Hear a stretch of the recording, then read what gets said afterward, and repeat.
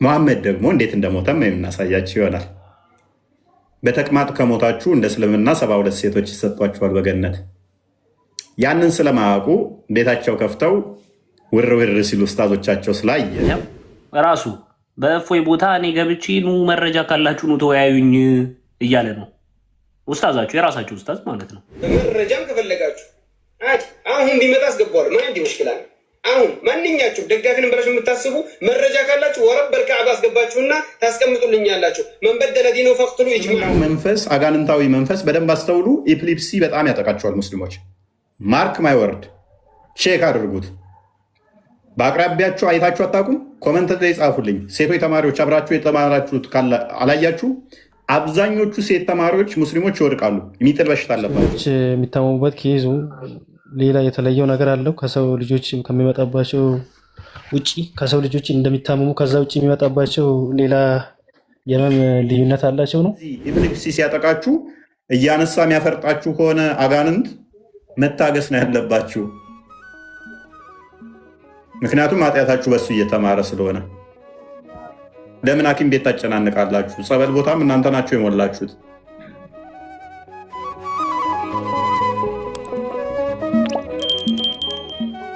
ዋብያው እንኳን ደህና መጣ። እንኳን ደህና ቆይ። ሰላም ነው አለ አልሐምዱሊላህ። መልካም። ሙስሊሞች ለምንድን ነው የሚታመሙት? አላህ ስለቀደረው ነው። ህመሙ ምንድን ነው? ህመሙ ምንድን ነው? ለምን ነው የምትታመሙበት ምክንያት? ቀደር ብቻ ነው? እንግዲህ በቀደር ይሄ ምን ጥያቄ ነው? ለምን እንደምታሙት ይባል። አንዳንድ ሰው በሽታ ሊያጋጥመው ይችላል። ማንኛውም ሰው ሙስሊም ክርስቲያን ነው። ኦኬ፣ ሙስሊም ክርስቲያን። ሙሐመድ ግን ያለው እንደዛ አይደለም። ሙስሊሞች የሚታመሙበትን ምክንያት ተናግሯል።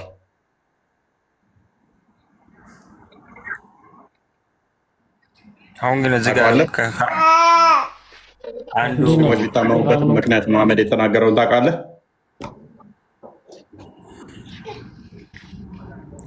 እሺ፣ ምንድን ነው? ታውቃለህ አታውቅም? ጥያቄ እየጠየቅኩ ነው። እኔ አላውቅም። ስለሱ የማውቀው ነገር የለኝም። እኔ የማውቀው ያው ሰው ማንኛውም ሰው ይታመማል።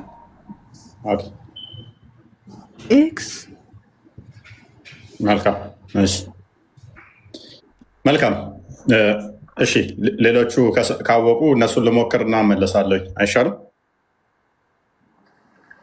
ችግር ጠይቀኝና እኔ ካወቅኩ አስረዳለሁ።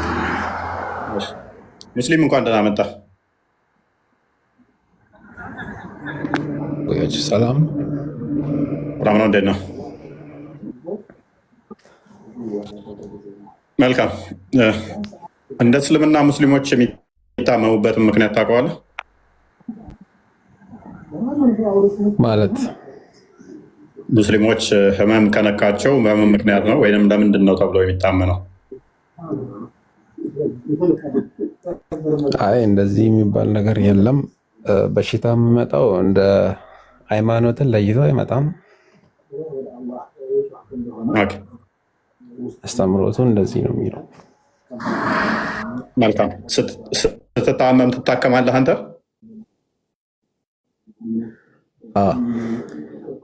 ስለዚህ መታከም ጠቃሚ ነው ብለህ ታምናለህ? ሰዎች ሲያማቸው መታከም አለባቸው ብለህ ከህመሙ ቶሎ መዳን አለባቸው ብለህ ታምናለህ? አዎ፣ በሐዲስ ስላለ። መልካም። እሺ፣ ስለዚህ ሰዎች ከታመሙ ቶሎ ከህመማቸው ለመዳን መታከም አለባቸው። ኦኬ። ቡሃሪ 5641 ነው ፈጠው ኮስቴ አዲሱ ምን እንደሚል ታውቃለህ? እዚህ ጋር አንዴ አዳምጠኝ።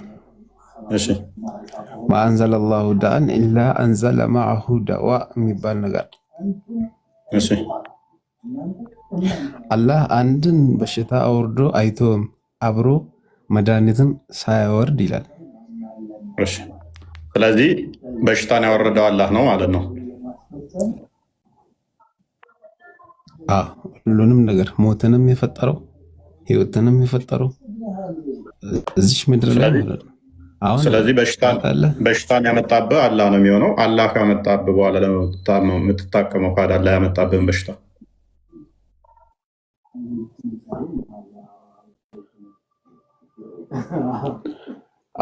አብሮ ነው ያወረደው በሽታውንም።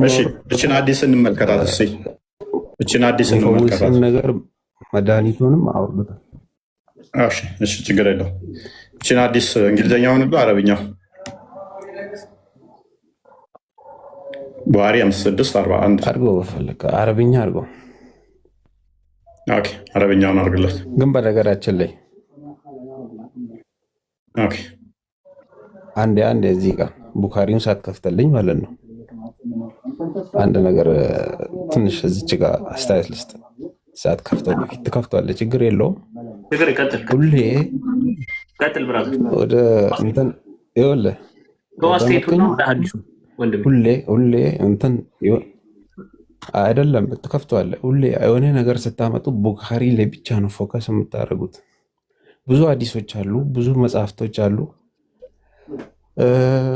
ሱነኖች አሉ። 6 ኩቱብ ስታ የሚባል ነገር አለ። ለምሳሌ ማለት ነው ሙስሊም አሁን ቡሃሪ ላይ ሞር ፎከስ ማድረጋችን ችግር የለውም። ስለዚህ ማለት ነው ኦኬ አይ ቲንክ ለአንተ መልስ እንዲሆንልህ በግልጽ ምንም ወንድማችን ግልጽ እንዲሆንልህ ይኸው መጽሐፍ ምን ብሎ ስለሚያስቀምጠው መሰለ ይኸውልህ ተመልከት። ገባኝ እኮ ቡኻሪ ችግር የለውም ስላልገባህ ነው። ከቡሃሪ ለምን እንደምታመጡት እኛ ክርስቲያኖች እውነትን ብቻ ስለምን አንዴ ላሳይ። ቆይ ተረጋጋ። ቡኻሪ ስትከፍቱ ነው እንጂ ማለት ነው ብዙ ክታቦች አሉ። ለምሳሌ እናንተ ልክ እስልምና ላይ ቡኻሪ ብቻ ቁርአንና ቡኻሪ ብቻ አታድርጉት። እሺ ግን እኛ ቡሃሪ የምንጠቅስበት ምክንያታችን ለምንድን ነው ከተባለ ይኸውልህ ሂዝ ቡክ አልጃሚ አሳቢ ኮንሲደር ቱ ቢ ዘ ሞስት አውተንቲክ ቡክ አፍተር ዘ ቁርአን፣ ከቁርአን ቀጥሎ ትክክለኛው መጽሐፍ ስለሆነ ነው ብሎ ስለተቀመጠ ነው በእናንተ አስተምሩ። ስለዚህ እኛ ደግሞ ሀቀኛ የሆነ መረጃን ስለምናቀርብ ኤቭሪ ታይም ቡሃሪ እናስቀድማለን። ሳሂህ ስለሆነ ነው ታውቃለህ። ሳሂህ ማለት ምንም ድክመት ያሌለው ሀዲስ የተሰበሰበበት ቡኻሪ ብሎ ነው ማለት ነው። ሙስሊም ስለዚህ አሁን ከቡሃሪ ሰጠው፣ ከፈለግ ከሙስሊምም እንስጥ፣ ከፈለግ ከአቡ ዳውድም ከጀመዕ ተርሚዚም ሰጠሃለሁኝ ይሄንን ጥቅስ። ስለዚህ አሁን ቶፒኩ ላይ ቡሃሪ እና ከቁርአን ስለዚህ ቡሃሪን እንቀይረው። አርጎ ችግር የለውም። እሺ ቀጥል። ለአስተያየት አንብበው ችግር የለውም። ዊኖ ችግር የለውም። እሺ እንዳታስብ ችግር የለውም። እጃችን ላይ አንተ ከምታውቃቸው ሀዲሳቶች በላይ አሉ እና አታስብ ችግር የለውም። እናንተ የምታስቀድሙትን በእናንተ ልክ ለማድረግ ያክል ብቻ ነው። ወደ ሀዲሱ ወንድማችን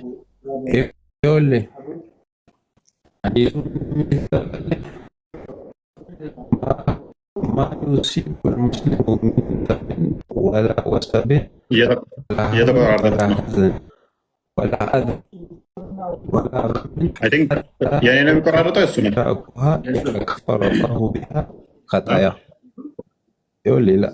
ልተርጉምልኝ። የማን የሚቆራረጠው? የእሱ ነው መጥቷል። ተርጉሙ።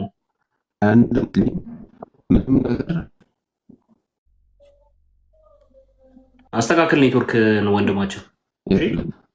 አንድ ሙስሊም አይቀርም። ኔትወርክን አስተካክል። ሙስሊም ምን ቢሆን ወላ ወሰብ ወላ አንም ቢሆንም የሆነ ነገር ሙስሊም ይሰማል። ሙስሊም የኛ ይሰማል። እየተቆራረጥክ ነው፣ አትሰማም። በጣም የሚቆራረጠው አይሰማም። ሲያውን አውራ። የኔ ይሰማል። ይሰማል። የኔ ኔትወርክ አስተካከል። በቃ በጣም እየተቆራረጠ ነው። አወከር እንኳን አመጣ። ቅድም እፎይ ስለ መገላለጥ እያወራህ ነበር። አይ ወይ መገላለጥ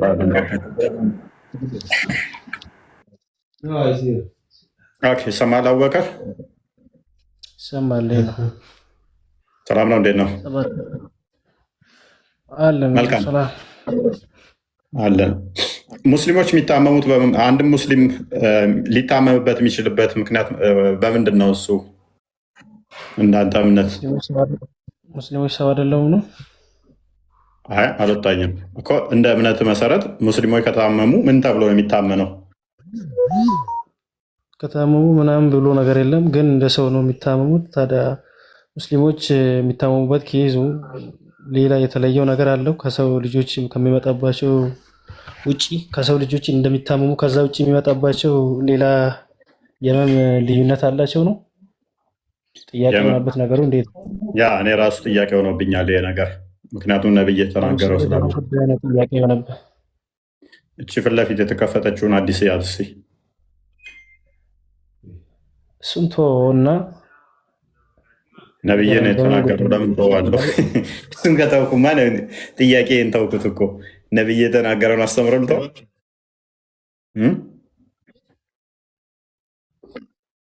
አይ ሚዩት ነህ።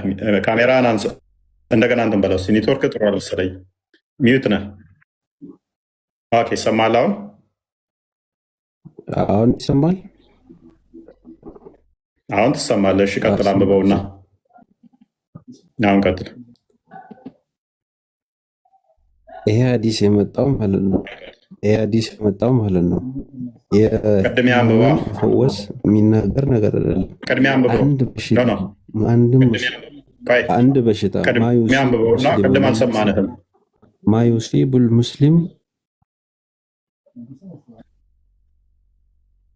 ይወሌ ማዩሲቡል ሙስሊም ሚን ነሰብን ወላ ወሰብን ወላ ሀምን ወላ ሐዝንን ወላ አዛ ወላ ገምን ሐታ ሸውከቱ ይሻኩሃ ኢላ ከፈረ አላሁ ቢሃ ኸጣያ። አንድ ሙስሊም በሽታም ይሁን ሐዘንም ይሁን የሆነ ነገር ቢነካው በዚች ምክንያት በታመመው ምክንያት አላህ የእሱን ኃጢአት ከላዩ ላይ ይፍቃል ይላል። ይቅርለታል።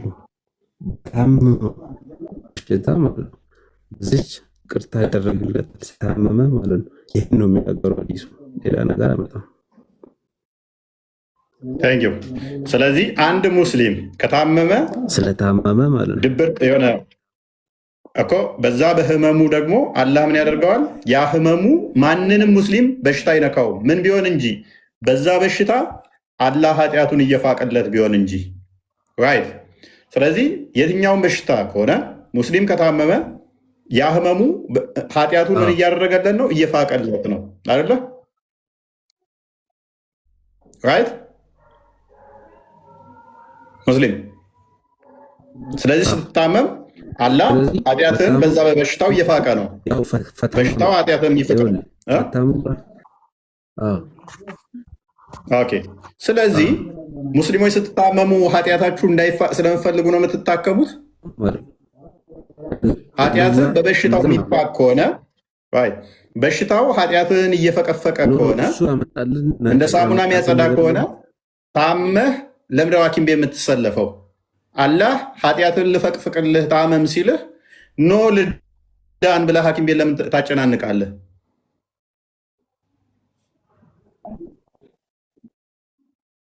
መልስ ቀጥል። ሙስሊም አንድ ነገር አለ ዲስ አለ ነው እየተቆራረጥክ ነው። አላህ ሁለታይን ከአንተ ወስዶ ካገዝ ኔትወርክ አስተካክል። ሙስሊም እየተሰማ አይደለም። በጣም ነው የሚቆራረጠው። የምር በጣም አልተሰማም። ጠጋግኖ ለመስማት እራሱ ታስቸግራለህ። አሁን አይሰማም ስትል ትሰማለህ፣ ግን ስታወራ ትሰማ። ሜይ ቢ ማስተካከል ከቻልክ አስተካክለው። አሁንስ አሁን ትሰማለህ። ያልኩህን ሰምተኛል ላይ ይሄ አሊያ ሐዲስ አለ። ሰምቻለሁ። ሌላ ሐዲስ አለ ይሄንም የሚል ማለት ነው። አይ ቲንክ ካሜራ እንደ ልዝጋ። ሰው ይላል አላህ አይኑ እስቲ አሁን ካሜራ ስዘጋለት በጣም አስቸጋሪ ነው። ሙስሊም ድምፅ በጣም ነው የሚረብሸው። ምንም መግባባት አልቻልንም። እየሰማንህ አይደለም። ሜይ ቢ አስተካክልና ትንሽ ቆየት በል። አቡበከር ይቀጥል ትንሽ። አቡበከር ወይ አለው ወይ አሁን እሱ አይደለም ዋናው ነገር። ለምሳሌ ነብያችሁ ባለው ላይ ትስማማለህ? ማንም ሙስሊም በሽታ አይነካውም፣ ያ በሽታው የሰውየውን ኃጢአት የሚፈቀፍቅለት ቢሆን እንጂ ይላል። ማንም ሙስሊም በሽታ ማይነካው ከሆነ ያ በሽታ ኃጢአቱን የሚፈቀፍቅለት ቢሆን እንጂ ካለ ለምትታከሙት በሽታ ኃጢአትን ቢፈቀፈቅ ይሻላል ወይንስ መዳን ይሻላል? አልገባኝም። ጥያቄ መሰጥሮ እስቲ ሙስሊሞች አይታመሙም፣ ከታመሙ ግን ኃጢአታቸው በበሽታው እየተፈቀፈቀ ነው ይላል። ማለትም በሽታው ኃጢአታቸውን ሊፈቀፍቅላቸው ነው የሚታመሙት። ሾክ እንኳን ብትሆን ሙስሊም አይወጋም። በዛ ቁስል በዛ መወጋት ኃጢአትህ እንዲፋቅ ነው ይላል። እንዲያ ከሆነ ለምን የምትታከመው? ኃጢአትህ ተፈቅፍቆ እንዲያልቅ መተው ነው እንጂ ለምን የምትታከመው? እንደዛ ያሉት ምን ለማለት ፈልገው ነው? አንተ ንገረኛ። አንተ አይደል ያመጣው? አንተ አስረዳኝ። እንደ ሙስሊሞች እኮ ነው እያወራ ያለው። እኔማ እኮ ነገርኩህ እኮ ያሉበት ምክንያት ስትታመም ህመሙ ምን ያደርገዋል ይላል። ሙስሊምና ኦርቶዶክስ ነው ህመሙ። እኔ ሙስሊሞች መምህር ነኝ። ሙስሊሞች ማስተማር ምክንያቱም እኔ ጋር ጠይቁ ስለተባልክ እሺ፣ ሙስሊሞች መምህር ነው ስለዚህ እያስተማርኩ ነው። ስለዚህ ምንድነው እሱ የሚለው ሐዲሱ አሁን አስተምሬ እየጠየቅኩ ነው፣ እየፈተንኩ መምህር አስተምሮ ይፈትን ለተማሪዎች የሙስሊሞች መምህር ነኝ ብለሃል አይደለ? በሚገባ ሙስሊሞች መምህር ከሆንክ አስተምረኝ። መልካም አስተምሬ እኮ አሁን ፈተና ውስጥ ገብቻለሁኝ። ምን አይነት ፈተና ውስጥ ገባው መሰለ? ከጅምሮ ሙስሊም አይታመምም። አዳምጣ። ሙስሊም አይታመምም። በደንብ አስተውል። ሙስሊም አይታመምም። ከታመመ ያ ህመም የሙስሊሙን የዛን ሰውዬ ኃጢአት ቢፈቀፍቅለት ወይንም ደግሞ ከኃጢአት ነፃ ሊያደርገው ነው ይላል። ስለዚህ ይህንን ካልኩ በኋላ ይህን ካስተማርኩ በኋላ ይህን አዲስ ከነገርኩ በኋላ ሙስሊም ህመም እንደማይነካው ከነካው ግን ኃጢአቱ እየተፈቀፈቀለት እንደሆነ ከተስማማን ለምን ትታከማለህ ብዬ ግን እየጠየቅኩ ነው። አልታከምም ካልክ እንስማማለን። ነቢዩ ያችን ሴትዮ እንዳላት የአይምሮ ይሄ ኤፕሊፕሲ ወይም የሚጥል በሽታ አለብኝ ጸሎት አድርግልኝና ልዳን ስትለው ኖ ታገሺ፣ ከታገሽ ገነት ትገቢያለሽ አላት። ስለዚህ ታገሳለሁ ብላ እየፈረጠች እየተነሳች እየፈረጠች ኖረች ማለት ነው። አንተ ለምን ሐኪም ቤት ትሄዳለህ? የአይምሮ ኤፕሊፕሲ ሲገጥምህ ለምን ሐኪም ቤት ትሄዳለህ? እየፈረጥክ እየተነሳህ ታግሰህ ኃጢአትህ እንዲፋቅ አታደርግም ወይ? እንደዛ ላድርግ? ነብይን አስተምረው ከተከተልክ እንደዛ ማድረግ አለብህ። አሁን እኮ ነብዩ አይደለም አንተ እኮ ነው መምህሩ። አንተ እንዲሁ በደንብ አስተምረኝ እንጂ እኔማ ኦኬ ከነብዩ ምን ይበልጣለሁ? እንደኔማ ከነገርክ ከጠየቀኝ ይሄ ተረት ተረት ነው። ይሄ ተረት ተረት ነው። ሐኪም ቤት ሂድና ታከም ከታመምክ። እኔ ሌላም ነገር ጠይቃለሁ። ስለ እስልምና በደንብ አስተምረኝ። ይሄ ስህተት ነው። ታመህ እየፈረጥክ እየተነሳ ኃጢአቴ በዛ ይቅር ይባላል ብለህ እንዳትቀመጥ ወንድሜ። አንድ ቀን እሳት ውስጥ፣ አንድ ቀን ባህር ላይ፣ አንድ ቀን ገደል ውስጥ እየጣለ እያፈረጠ አጋንንት አይ ኃጢአቴ እየተፈቀፈቀልኝ ነው እንጂ ሙስሊም ስለሆንኩ ህመም አይነካኝም ኃጢአቴን ሊፈቀፍቅ ነው ብለህ እንዳትቀመጥ። ይሄ ተረት ተረት ነው። ይሄ ውሸት ነው። ውሸት ነው ይሄ። እፎይ እዚህ ጋር ኻሊድ ብን ወሊድን ታውቀዋለህ? የሰው ጭንቅላት ቀቅሎ የበላ እንደሆነ አውቀዋለሁ። ምንድን ነው እሱ ላይ ጥያቄ? እሱ አሁን ለምሳሌ በሁኔን ዘመቻ በሁኔን ጦርነት ላይ በቀስት ተመቶ ወድቋል። ወድቆ በወደቀ ጊዜ ነብዩ ሰለላሁ ዐለይሂ ወሰለም እዛ ሰው ፊት ነው የፈወሱት። እዛው ጦሩ እያየ ማለት ነው። ታው እንጂ አዎ ሌላም እንደዚህ ሱሐባ አይኑን በቀስት ወቅቶ አይኑ ወጥቶ ከዛ ሶብር ነው ጀነት ይሻልሃል ነው ልፈውስህ አሉት። ከዛ በኋላ እሱ ገነት ይሻልሃል ልፈውስህ አሉት። ገነት ይሻልሃል ልፈውስህ እችን እንዳሏት ማለት ነው። ገነትን ትመርጣለህ ወይንስ ፈውስ ትመርጣለህ? አረ ፈውሰኝ ካለ አንድ ዜ ጥያቄ ሲጠየቃል ትፈወሳላችሁ ወይንስ ገነት ይሻላችኋል? ምን አይነት ጥያቄ ነው? ፈወሰውም ጀነት አይኑ በቀስት ነው የተወጋው። እንግዲህ ተመልከት፣ አይኑ በቀስት ከተወጋ ቀጥታ አይምሮ ውስጥ ነው የሚገባው ቀስቱ። ስለዚህ እንዴት ነው የተረፈው? ይዘው እየተረፈውን እንኳን ከዚህ ማወቅ ትችላለህ። እንዴት የተረፈው? እሱ እኮ አለም እኮ የሚያድነው ፈጣሪ እኮ የሚያድነው ሰለላሁ ዐለይሂ ወሰለም እኮ የሚያድነው። ዋብያው እስማማለሁ፣ ችግር የለውም። እሺ፣ ስለዚህ በሐዲሱ መሰረት ማንም ሙስሊም ህመም አይነካውም በዛ ህመም ኃጢአቱ ቢፈቀፈቅለት እንጂ የሚለውን ትቀበላለህ? ይቀበላለሁ። ስለዚህ የሚታመሙ ሰዎች ኃጢአት አለባቸው፣ ኃጢአታቸው እየተፈቀፈቀ ነው ማለት ነው። አንድ ሰው በሚታመምበት ጊዜ አላህ ኃጢአቱን እንትን ያደርግለታል፣ ያነሳለታል። ስለዚህ አንድም ሙስሊም አይታመምም፣ ያ ህመም ኃጢአቱን እየፈቀፈቀለት ነው በሚለው ታምናለህ። ስለዚህ ሙስሊሞች ሲታመሙ በዛ ህመም ኃጢአታቸውን እየፋቀላቸው ነው። ተስማማና? ስለዚህ የሚታመሙ ሰዎች ኃጢአት ያለባቸው፣ ስለዚህ በዛ ህመሙ ደግሞ ከኃጢአት ነፃ ያወጣቸዋል ማለት ነው። አዎ አላህ አንድ ሰው ሙስሊም በሚታመምበት ሰዓት እንትን ያደርገዋል፣ ወንጀሉ ይምርለታል። መልካም፣ አላህ እነዚህ ወንጀሉን ይምርለታል። ሙሐመድ ኃጢአተኛ ነው ወይንስ ኃጢአተኛ አይደለም? አይደለም። ኃጢአተኛ ነው አይደለም? አይደለም። መልካም። ምን ብሎናል ቅድም? አንድ ሰው ሙስሊም አይታመምም፣ ከታመመ ኃጢአቱ እየተፈቀፈቀለት እንጂ ብሏል። በዓለም ላይ እንደ ሙሐመድ በሽተኛ የለም። አይሻ ነች ያለችው። አንብበው። ቴንክ ዩ፣ እናመሰግናለን። በዓለም ላይ እንደ ሙሐመድ በሽተኛ የለም ትላለች። ይኸው ወደ አማርኛ አድርገው ያደርግልሃለሁ። አንዴ ሙስሊም ሳሂህ ቡካሪ ላይ ነው አሁንም የምንጠቅሰው መረጃ 5646 ላይ የሚገኝ ሀዲስ ነው። ሰቨሪቲ ኦፍ ዲዚዝ ይላል። በበሽታ የመሰቃየት ናሬትድ አይሻ፣ ተመልከቱ፣ ናሬትድ አይሻ አይ ኔቨር ሶ ኤኒባዲ ሰፈሪንግ አስ ማች አስ ፍሮም ሲክነስ አስ አላስ ሜሴንጀር። በፍጹም እንደ ነብዩ መሐመድ በህመም ሲሰቃይ ያየሁት የለም። እዚህ ጋር ሙሉ በሙሉ የሚሰማው እዚህ ያለው አማርኛ ቋንቋ ነው። ለምን በእንግሊዝኛ ተርጉማላችሁ? ወደ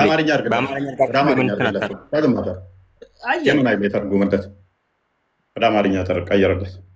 ምን አይሻ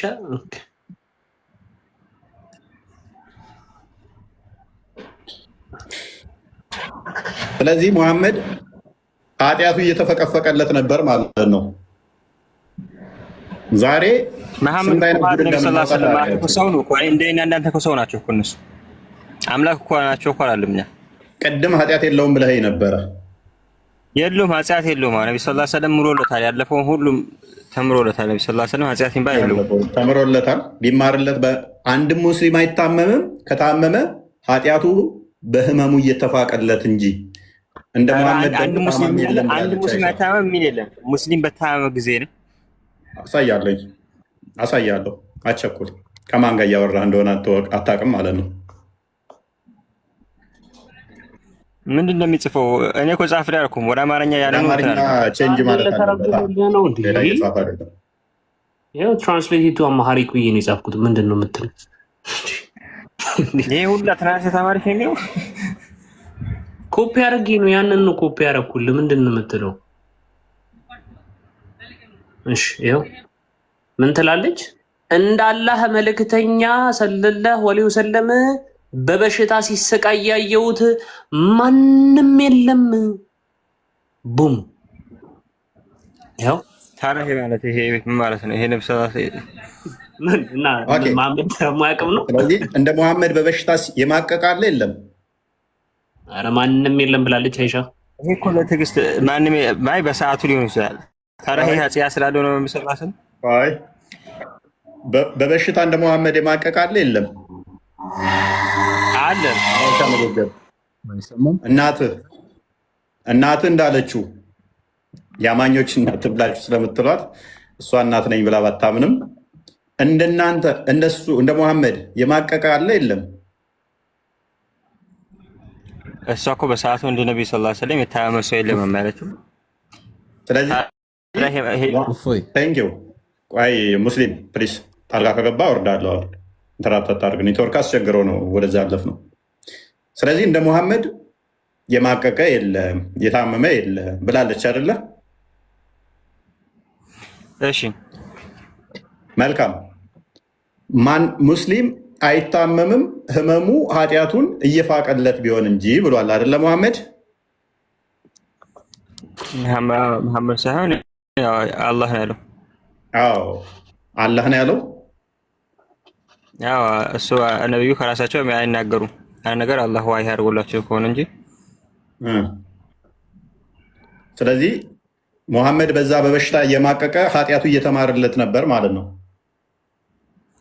እኔ አንተ አሁን ያልከውን ሐዲስ ቁጥር ውስጥና አረጋግጠዋለሁ በራሴ። የትኛው ሐዲስ? ሳሂህ ቡኻሪ 2588 ላይ ምንድነው የሚለው? ጭራሽ መሬት ላይ እግሩ እየተጎተተ ነበር ሲሄድ የነበረው ነው የሚለው። ይኸው ተመልከቱ። while his feet were dragging on the ground while he is walking ብሎ ነው የሚናገረው። ይኸው ጭራሽ እየተጎተተ ነበር የሚሄድ። ሰዎች እዛውት ነው የሚሄዱት እንደዚህ እየተጎተተ እግሩ። ሁለት ሰዎች እጅና እጁን ይዘው ማለት ነው ማቆ ደም እንትን እያለ ነው ሲሰቃይ የኖረው። አንድም ሙስሊም አይታመምም። ከታመመ ኃጢአቱ በሽታውን በሽታው ኃጢአቱን እየፋቀለት ነው እንጂ ብሏል። ሙሐመድ ታዲያ ኃጢአተኛ ነው ወይ ነው? መሐመድ ኃጢአት የለው። አሁን በእንግሊዝኛ እያነባችሁ ያለውን ለመሆኑ ከአሁን በኋላ ወደ አማርኛ አድርጉት። ለምን ሰው በሚያው ቋንቋ አሁን ራሳችሁ እያነባችሁ ወደ አማርኛ ቀየርለት። ያንንም ቆይ ወደ አማርኛ ያንንም ቀየርለት። ቡኻሪ 5641 ማንም አይታመምም ከታመመ ኃጢአቱ እየተፋቀለት ቢሆን እንጂ የሚለው እሱ ሳይሆን ነቢ ሰለላሁ ዐለይሂ ወሰለም እየተጎተቱ ይሄዳሉ በእግራቸው የሚለውን አድርግልኝ። ኦኬ እግራቸው ይጎተታል የሚለውን አሳየው። እሱም ይሄንን አታውቅም እንዴ? በጣም ሰሒህ ኦተንቲክ የሆነ በጣም ብዙ ቦታ አይ ቲንክ ወደ 27 ቦታ ነው ያለው። ይሄ እግሩ እየተጎተተ ነው የሚለው ወደ 27 እንደዚህ ሐዲስ አለ በዚህ ጉዳይ። መሐመድ በሁለት ሰዎች ተይዞ አንደኛው ኢብን አባስ ነው ትከሻቸው ላይ ሆኖ እየተጎተተ ወደ አይሻ ቤት እንደገባ ከዛም እንትን እንዳለ ወደ 27 ሐዲስ አለ አንድ ሰው። ይሄን ሁሉ አለማወቅ በጣም ከባድ ነው። ያው እግሮቹ መሬት ላይ ይጎተቱ ነበር። እርሱም በአል አባስና በሌላ ሰው መካከል እየተራመደ ነበር የሚያዘው። እንዲህ በግራና በቀኝ የሚይዙት ማና ማን ነበሩ? ኢብን አባስና አንድ ሰው በሌላ ሰው መካከል እንደዚህ ተይዞ ማለት ነው። ስለዚህ ሙሐመድ እንዲህ ሲሰቃይ የነበረው ኃጢአቱ እንዲማርለት ነው። እሱን እስኪ እንትን ላረጋግጥና እንትን እልሃለሁ መልሼ እከራከራለሁ። እሺ ሙስሊም አሁን መቀጠል ትችላለህ። አሁን ኔትወርክ ተስተካክሏል። እስቲ ክፈት አዲሱን። ኦኬ ወደ ቅድሞ አዲሱ ማልሰውና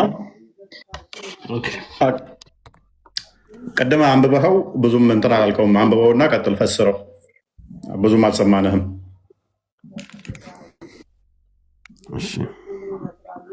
ማ ዩሲቡ ልሙስሊሙ ሚን ነሰብን ወላ ወሰብን ወላ ሀምን ወላ ሐዘንን ወላ አዘን ወላ ገምን ሐታ ቶም ጄሪ ፎቶ ያሳየናል። ሰውዬው ምንድን አይዲያውን ነው ያሳየው። ቀጥል ወንድማችን። እሺ ለማንኛውም ማለት ነው ሐዲሱ የሚለው እየሰማችሁ ነው። እየተረጎምክ ከመጀመሪያ አንብብና እየተረጎምክ ሂድ። ሐዲሱን እያነበብክ ተርጉመው። ቅድሚያ አንድ ሙስሊም አንድ ነገር ነክቶት አይቀርም ማለት ነው ትርጉሙ ማለት ነው። አሁን በዚህ ላይ በእንግሊዝኛ ብቻ አሳጥሮ ስለሚያስቀምጥ አዲስ ትርጉም አለው። በስርዓት ተርጉም እየተረጎምኩልህ ነው። እሺ ተረጎምኩ እኮ ቅድም። ይኸውልህ ምን እንደሚል ታውቃለህ? በዚህች ምክንያት ይሄ ሁሉ በሽታ ቢነካው፣ እሾክ ሁላ ቢነካው፣ የሆነ ሀዘን ቢነካው፣ የሆነ ቢታመም ምን ቢሆን ይሄ ሁሉ ኃጢአቱን ከላዩ ላይ ይፍቅለታል፣ አላህ እምረዋል። በዚች ምክንያት ስለተሰቃየ ማለት ነው። ይሄ ቀዳና ቀደርን ያያዛል። ሁለተኛ ደግሞ ነቢ መሐመድ ታሞ ምናምን ነገራቸው። እዛ ከመሄድ በፊት ወደ ሌላ ከማለፍ በፊት ይህንን እንግደል። ስለዚህ ሙስሊሞች ከታመሙ ያ በሽታ ኃጢአታቸውን እየፋቀላቸው ነው አደለ? በሽታው በስቃዩ ማለት ነው፣ በተሰቃዩበት እንጂ መድኃኒት አትፈልጉ የሚባል ነገር የለም። አላህ ነው ያሳመማቸው እስከሚድኑ ድረስ። ፕሊስ አዳምጣ።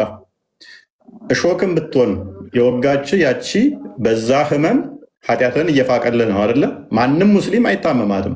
ከታመመ ኃጢአቱ ምን እየሆነልን ነው ማለት ነው? በዛ በበሽታው ኃጢአቱ እየተፋቀልን ነው። ይሄ ክርስቲያኖችን ያካትታል ነገር ነው። ይሄ ለሙስሊም ለአማኞች ማለት። ስለዚህ ሙስሊሞች ከታመሙ ኃጢአታቸው እየተፋቀ ነው በዛ በሽታ በዛ በስቃይ ማለት ነው። ራይት? ስፔሲፊክ ነው። መልካም ተስማማው። በደንብ አስተውሉ።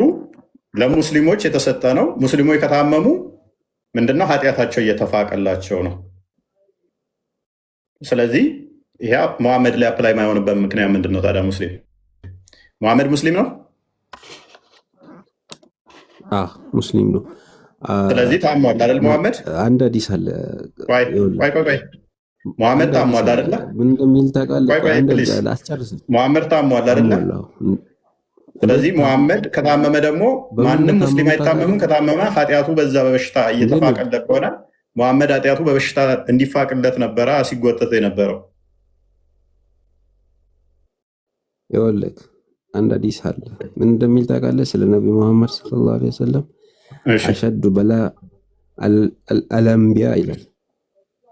በጣም መከራ የሚወርድባቸው ይላል በነቢያቶች ላይ ነው።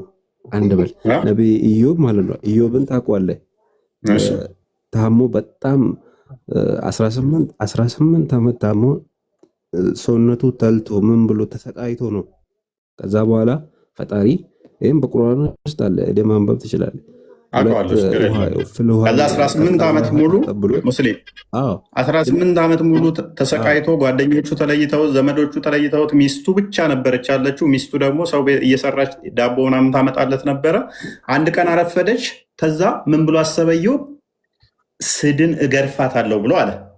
ከ18 ዓመት በኋላ 18 ዓመት ሙሉ አስታማው ማንም ዘመድ ባልነበረበት ቆሳስሎ ተልቶ የነበረውን ያስታመመችውን ኢዮብን የአንተ ቁርአን ውስጥ ያለውን ከ18 ዓመት በኋላ ኢዮብ ሲድን አላህ ምን አለው? እንዳረሳ አርጩሜ በእጅ ያዝ፣ ሚስትህን ግረፍ፣ ያኔ ገርፋለሁ ብለሃል ይለዋል። ከዛ ሚስቱን ይለጥጣል። ከ18 ዓመት በኋላ ሲድን ማለት ነው። ኤኒዌይስ አሁን ፖይንቱ ላይ ግባና ይህ በሽታ የሚያመጣው እኛ ኢዮብን ጠቅሰናል። ኢዮብን ምዕራፍ 2 ላይ ቁጥር 7 ላይ ኢዮብ በበሽታ እንዲመታ በበሽታ የመታው ሴጣን ነው። እናንተ ጋር ደግሞ ኢዮብ እንዲታመመ ራሱ ምንድነው ኃጢአቱን እንዲፈቅለት አላህ ነው የሚያደርገው። አላህ ነው የሚያደርገው። ስለዚህ የኢዮብ የመጽሐፉ ቅዱሱ በሽታውን ያመጣው ሴጣን ከሆነ ቁርአን ውስጥ ደግሞ አላህ ከሆነ ያመጣው አላህ ራሱ ሴጣን ይሆናል ማለት ነው። በዚህ አርጉመንት መሰረት ኖ እንደዚህ አይተረጎምም። አንተ አሁን ለምሳሌ ስለዚህ አሁን እሺ አንተ አሁን እኔ እኮ የለው ሰዎች አሁን እስልምና ላይ እኔ ነገር ኢንፎርሜሽን ልስጥ ያለ አንድ ችግር የለውም ከቅርታ ጋር አንድ ነገር አለ። እስልምና ውስጥ ጠለቅ ብሎ ብዙ መጽሐፍቶች አሉ። መጀመሪያ ደግሞ አረብኛውም ማለት ነው ትርጉሙን በደንብ ማወቅ ይፈልጋል። ያሁን ትንሽ በእንግሊዝኛ የምታቀርባቸው አሪፍ ናቸው፣ ግን ሙሉን አያቀርብልኝም። ግን ምንም ስህተት የለውም። ስህተት የተናገርኩት አለ አለመረጃ መጽሐፍ አይ ነው ማለት ነው። ዑለሞችን ዑለሞች አሉ። ቆይ የማኑ ለማት ፈልጋለህ? የትኛውን የፈለግከውን ጥቀስ፣ እኔ እጠቅስልሃለሁ። ያለ መረጃ ላወራ ሜይ ቢ የኢዮብን ከሆነ ሱራ 38 44 ላይ ክፈትለት። እሱን ቶ ስለ ኢዮብ እኔ እኮ ለምሳሌ ነቢያቶች ይሰቃያሉ። የሆነ ሐዲስ አለ መጀመሪያ ስቃይ የሚወርድ በሽታ መከራ። ስለዚህ እኔ ደግሞ እያልኩ ያለሁት እኔ እኮ አይሰቃዩም የሚል አይደለም አርጉመንቴ፣ በአማኞች ላይ ነው። 44 ነው ያልኩህ። እኔ አይሰቃዩም ማለት ያልኩ አይደለም ችግሩ። እኔ አይሰቃዩም ሳይሆን ኃጢአታቸው በዚህ በሽታ ነው የሚፋቀው ብላችሁ ካላችሁ መታከምም የለብህም ስትታመም። ኃጢአቴ እኔ እንዲፋቅልኝ እሾክ ከወጋኝ እሾኩን ለምን ለማዳን እጥራለሁኝ? ለምን ኃጢአቴ የሚፋቅ ከሆነ በሽታው መታገስ ነው ያለብኝ። እሺ በእጆችህም ጭብጥ አርጩሜን ያዝ፣ በእርሱ ሚስትህን ምታ። ይሄ ስለ ኢዮብ የተነገረ ነው። ሚስቱ ከ18 ዓመት በፊት አንድ ቀን አረፈደች ብሎ ቂም ዞባት አላህ አስታወሰውና በል ሚስትህን ምታውን ይለዋል። ኤኒዌይስ በደንብ አስተውል። ፖይንታችንን በደንብ አስተውል። ምንድነው እሱ አርጉመንታችን ምንድነው? ኃጢአት የሚፋቅበት ከሆነ በሽታ ሙሐመድ ኃጢአተኛ ነው ወይ የታመመው ነው? ኢዮብን በለው እሺ። አዩብ አንተ ጋር ቁርአን ውስጥ ያለው ኃጢአተኛ ስለሆነ ነው 18 ዓመት ሙሉ ኃጢአቱን አላህ እየፋቀለት ነው የታመመው? ጋይ ቀጥል ነው። እንደዛ አይደለም። ታዲያ ምንድን ነው የምትለኝ? ይኸውልህ የኢዮብን ታሪክ ለምን ታመጣዋለህ? እንደዛ ካልሆነ ነቢያቶች ማለት ነው። እሺ ነቢያቶች ማለት ነው ለሰዎች ተምሳሌት ናቸው። ይኸውልህ ያዳመጥከኝ ነው? እየሰማሁ ነው። ቀጥል። ነቢያቶች ማለት ለሰው ልጅ ተምሳሌት ናቸው። እነሱ ላይ ነው ብትር የሚወርደው ከአላህ ዘንድ። ለምን ስቃይ እነሱ አርያ ስለሆኑ አማኞች ሲፈተኑ አለ እኮ ቁርአን ውስጥ ራሱ ወለነብሉወነኩም አለ። እኛ ሳንፈትናችሁ ዋው ማለት ዋው እቺ መሐላ ናት። ዋው ወለነብሉወነኩም ቢሸይን በሆነች ነገር እንኳን እንፈትናችኋለን አለ አላህ። ሚነል ኮፊ በፍርሃት ወልጁ በረሃብ ወነቅስ ሚነል አምዋል ከፍራፍሬ ከሰብል የሆነ ነገር በመቀነስ ወልአንፉሲ ነፍሶቻችሁንም እንደዚህ እየነጠቅን ከቤተሰቦቻችሁ ወልአንፉሲ ወተመራት ወበሽር ሳብሪን ታጋሾችን አበስራቸው ይላል። ስለዚህ ይሄ ስላለ መሰቃየት እዚህ በብዚች ምድር ላይ ፈጣሪ የሆነ ነገር እንትን ሲል ነገ የሆነ ነገር ይሰጠናል ብለን እናምናለን፣ በጀነት ማለት ነው። እቺ ምድር ሲጀመርም ማለት ነው እፎይ ለእኛ ምን ብለን እንደምናምን ታውቃለህ? ለእኛ አዲስ አለ አዱንያ ምንድነው እያልከን ያለው? ስለዚህ በስቃይ እንደዚህ የሚፈትነን አላህ ነው። አላህ በክፋት እንደዚህ በችግር እየፈተነን ነው አይደለ? ዞሮ ዞሮ መልካም። ይሄ መልእክት ደግሞ የያዕቆብ መልእክት ምዕራፍ 1 ቁጥር 13 አንዴ ክፈትልኝ። ኦኬ። ስለዚህ ህመሙንም እንዲሁ መታገስ አለብህ። በቃ መታከም የለብህም። ያዕቆብ በመልእክቱ ላይ ቁጥር 13 እንደዚህ ይላል፣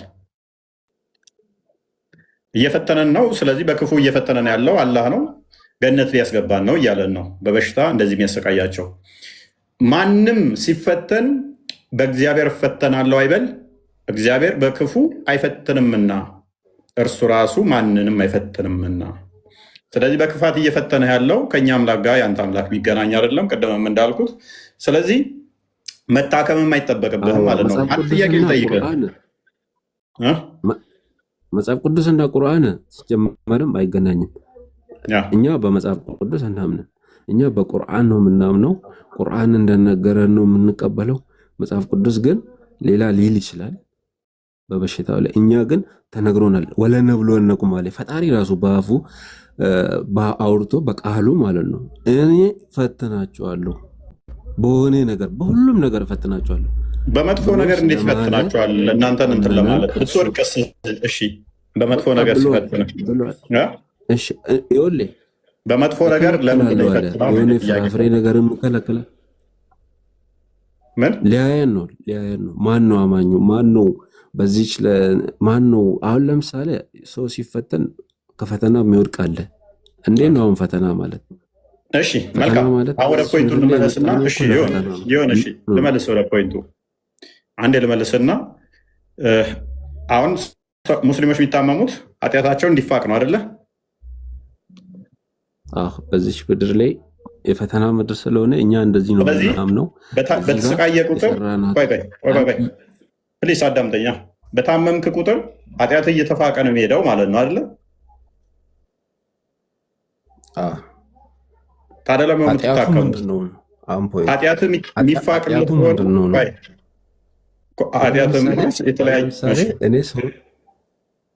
አሁን ሰውን ላማ እችላለሁ፣ ሰውን ልሳደብ እችላለሁ፣ ብዙ ነገር መስራት እንችላለሁ።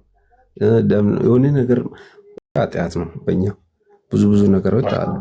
ግን እነዚህ ኃጢአቶቹን ነው የምፍቅልኝ፣ ሌላ አይደለም። እኔ በምድር ላይ የሰራሁትን ነገር ብዙ ነገራቶች ሰውን የበደልኩት እንደዚህ ያደረግኩትን ወይ በፈጣሪ ያመዝቁትን ነው እነኚህ የሚፍቅልህ ከሆነ ተሰቃየው። ግን ደግሞ ፖይንቴን አግኝተዋል ሙስሊም። እነኚህን ነገሮች የሚፍቅልኝ አዳምጠኛ አግኝቼዋለሁ እኮ ያመሃውን በፈጣሪ ላይ ያመፅከውን እነኚህን በሽታው የሚፍቅልኝ ከሆነ መታከም አይጠበቅብኝም፣ ፍቆ እንዲጨርስ ማድረግ ነው ያለብኝ እያልኩ ነው። ኖ አይልም፣ እንደዚህ አይልም። በእኛ አዲስ አለ ኃጢአትን ይፍቃል ብለኸኛል እኮ ሙስሊም ኃጢአትን ይፍቃል በሽታው ብለኸኛል። ኃጢአትን ነው እንጂ የሚፍቀው ኃጢአትን ይፍቃል። ግን ኃጢአትን ይፍቃል ብላችሁ ተቀመጡ የሚባል ነገር የለም። ተዳው ብሏል። እኔ እያልኩ ያለሁት ከስር ያላችሁ አዳምጡ። አንዴ እሾክ ቢወጋችሁ እሾክ ቢወጋችሁ ጉንፋን ቢይዛችሁ ምንም ነገር ስንጥር እንኳን ከነካችሁ ነው የሚለው። ካመማችሁ በዛ ምክንያት ኃጢአታችሁ ይፋቃል ብሏል። ለምን እታከማለሁ? እኔ ኃጢአት የሚፍቅልኝ ከሆነ ማለት የሰራሁትን ኃጢአት ጉንፋኔ በደንብ እንዲቆይ ነው እንጂ ማድረግ ያለብኝ ታመሜ ድኜ ኃጢአቴ ሳይፋቅ ቀርቶ ለምሳሌ የመቃብር ቅጣት በመዶሻ እስከ ቅያማ ቀን ድረስ በመቃብር ውስጥ ከምቀጠቀጥ በገሃነመ እሳትም ከምጣል እንዳንድ ሙስሊም ብሆን ኖሮ ህመሜን ቻል አድርጌ ዋጥ አድርጌ ጉንፋንም እሾክም ከወጋኝ ደሜም ቢፈስ እጄም ቢቆረጥ ዝም ነው ማለት ያለብኝ፣ ወይም እንደ መሐመድ እግሬ እየተጎተተ ነው መሄድ ያለብኝ። ልክ እንደዚች ልጅ ማለት ነው። ይቻውን አዲስ ስ ያስረዳ ነው። ይሄ አንተ አይዲያ ነው። አዲሱን አስረዳን። እችን አዲስ አንብባትና ይችን አረብኛ እችን አዲስ አስረዳን። አረብኛ የእሱ አይዲያ አይደለም፣ የእሱ አይዲያ አይደለም። ይህን አዲስ አንብቦ ይኸውልህ፣ እያነበብክ ተርጉምልኝ ነው ወንድማችን።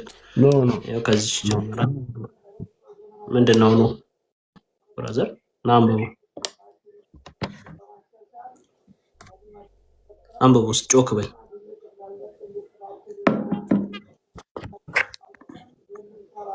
የፎይ አይዲያ አይደለም፣ በሀዲሳችሁ ውስጥ ግልጽ ተደርጎ የተቀመጠ አንብባ። ሙስሊምዬ ምን ነው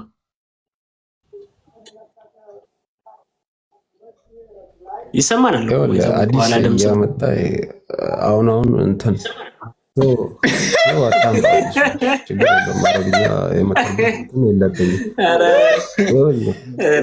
ይሄን አይደለም፣ ሌላ አጀንዳ አታምጣ።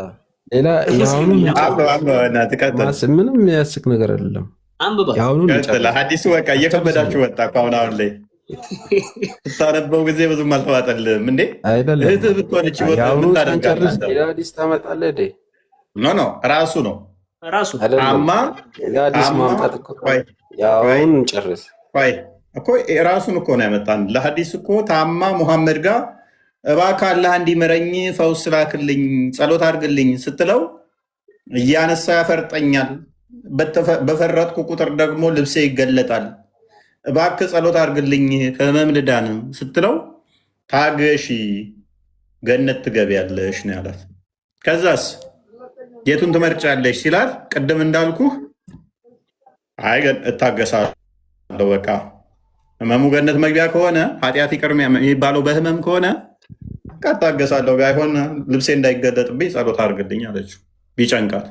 እኔም አንተን እያልኩ ያለሁት እንደዚህ ኤፒሌፕሲ ሲያጠቃችሁ እያነሳ የሚያፈርጣችሁ ከሆነ አጋንንት መታገስ ነው ያለባችሁ። ምክንያቱም ኃጢአታችሁ በሱ እየተማረ ስለሆነ። ለምን ሐኪም ቤት ታጨናንቃላችሁ? ጸበል ቦታም እናንተ ናችሁ የሞላችሁት። ቡም ቡም ነው እንግዲህ ወንድማችን ሙስሊም ምን አለው? ምን አፋለው? አሁን ሌላ እሱን ማምጣት አይደለም። ወደ መጀመሪያው ራሱ ሳንጨርስ ነው የአሁኑ ራሱ ሌላ ተመሳሳይ እኮ አዲስ ነው ያመጣ ነበር። ምንም ልዩነት የለውም። ሌላ ሰው አይደለም እሱ አይደለም አጀንዳውን ራሱ እሱን እንጨርስ። አልጨረስኩማ። ለምንድን ነው አንተ የትኛውን አጀንዳ? ሌላ ቦታ አልገባንም። ራሱ ላይ ነን ያለ ነው። ጭንቅላቱ ላይ ራሱ ላይ ነን። የዛሬው ቶፒክ ስለ ኃጢአቱ እኮ ስለ ኃጢአቱ እኮ ነው እያወራን ያለ ነው። ስለ ኃጢአቱ ነው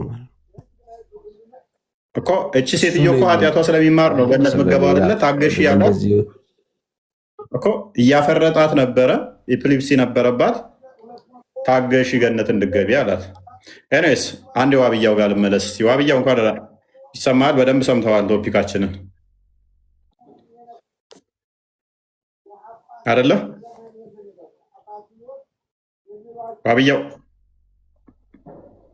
ዋብያ አይሰማም? የእፎይ ድምፅ ማይክን ዝጋውና ክፈተው ወይ ምናልባት አይ ቲንክ የእሱ ኔትወርኩ ነው። ኔትወርክ ሊሆን ይችላል። እንግዲህ ደጋግመን በደንብ እንዳሳየ ነው ምን እንደሆነ እንዴት እንደሆነ አሳይተናል። ኦኬ ምናልከኝ ከዛ በፊት እስቲ አንተ ላልካቸው ነገሮች ላይ ከሰሞን ያሉ ነገሮች አሉና ቪዲዮ ማሳየት ቢፈቀድልኝ፣ ፕሮግራማችን እየጀመረ ስለሆነ እንግዲህ አንዳንድ ነገሮች አሉ። እስቲ እንመልከታቸውና ሪያክሽን እንትንበል። መልካም እንግዲህ ተመልከቱ። እነዚህ ኡስታዞቻችን በግልጽ ያለውን ነገር እያወጡት ነው። ምን ያለ ባይሆን ነበር የሚባለው፣ አሁን ግን በምን እንደሆነ እንጃ እየወጣ ነው ሁሉም ነገር እና እስቲ እንስማው።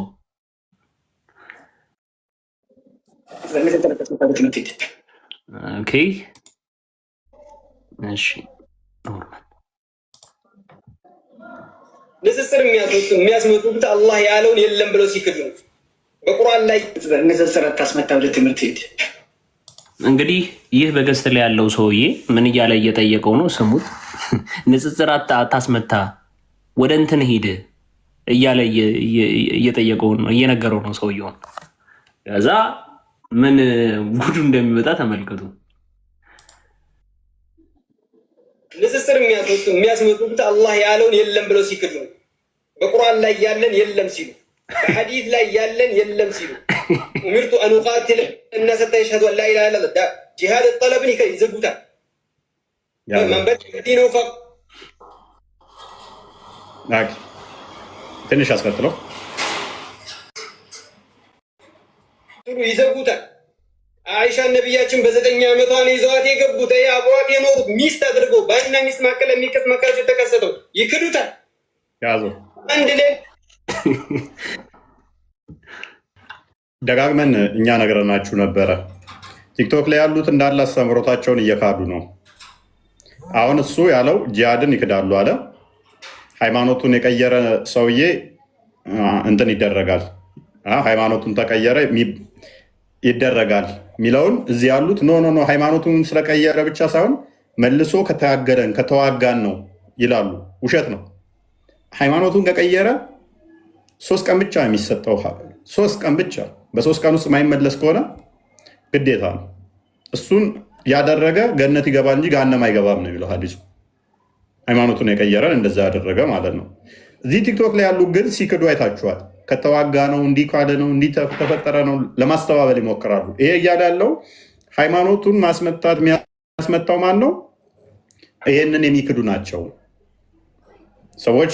እስልምናን እስከሚቀበሉ ድረስ እንድጋደል ታዝዣለሁ የሚለውን ይክዳሉ። 1 ጂሃድን ይክዳሉ። 2 ሃይማኖቱን የቀየረን ግደለው የሚለውን ይክዳሉ። 3 አይሻ በ9 ዓመቷ ላይ ነው እንትን ያላት መሐመድ የተገናኛት የሚለውን ይክዳሉ። 4 ቀጥል።